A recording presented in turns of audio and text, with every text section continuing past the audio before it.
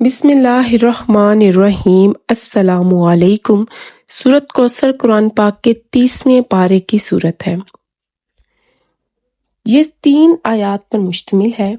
इसको पढ़ने के बेशुमार फ़ज़ाइल और बरक़ात हैं। सूरत कौसर पढ़ने से अल्लाह ताला हर मुश्किल, हर तंगी से निकलने का रास्ता बना देते हैं।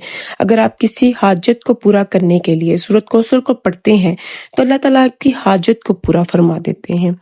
इससे पहले कि हम आगे बढ़ें, अगर आप मेरे चैनल पर नए हैं तो मेरे चैनल को लाइक, सब्सक्राइब और बेल के आइकन को ज़रूर प्रेस किया कीजिए ताकि मेरी हर नई आने वाली वीडियो का नोटिफिकेशन आपको मिल जाए।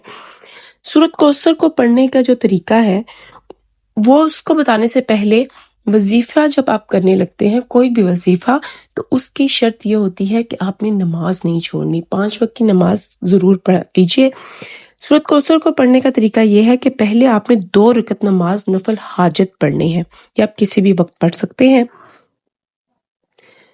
हर रकत में 1 मरतबा सूरत फातिहा को पढ़ना है जो हम नमाज में पढ़ते हैं। उसके बाद 11 मरतबा सूरत कौसर पढ़नी है। इन्ना तेना कल कौसर फसल्लि लिरब्बिका वन्हर इन्ना शानिअकहुल अब्तर। और उसके बाद 11 मरतबा सूरत अखलास पढ़नी है। कुल हुवल्लाहु अहद अल्लाहुस समद लम यलिद वलम यूलद वलम यकुल लहु कुफुवन अहद।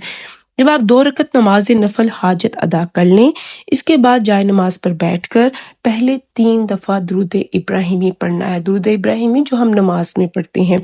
उसके बाद आपने 129 मरतबा सूरत कौसर को पढ़ना है।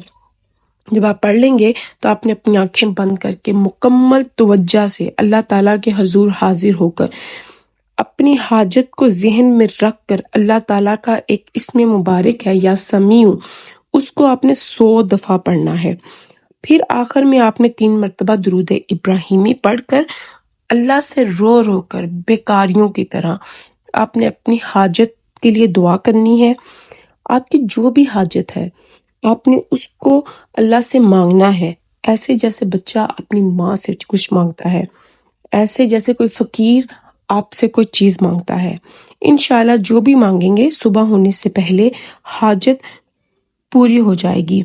अगर आपको मेरी ये वीडियो अच्छी लगी, मेरी ये काविश आपको अच्छी लगी, तो मेरे चैनल को लाइक, सब्सक्राइब और बेल के आइकन को ज़रूर प्रेस किया कीजिए ताकि मेरी हर नई आने वाली वीडियो का नोटिफिकेशन आपको मिल जाए।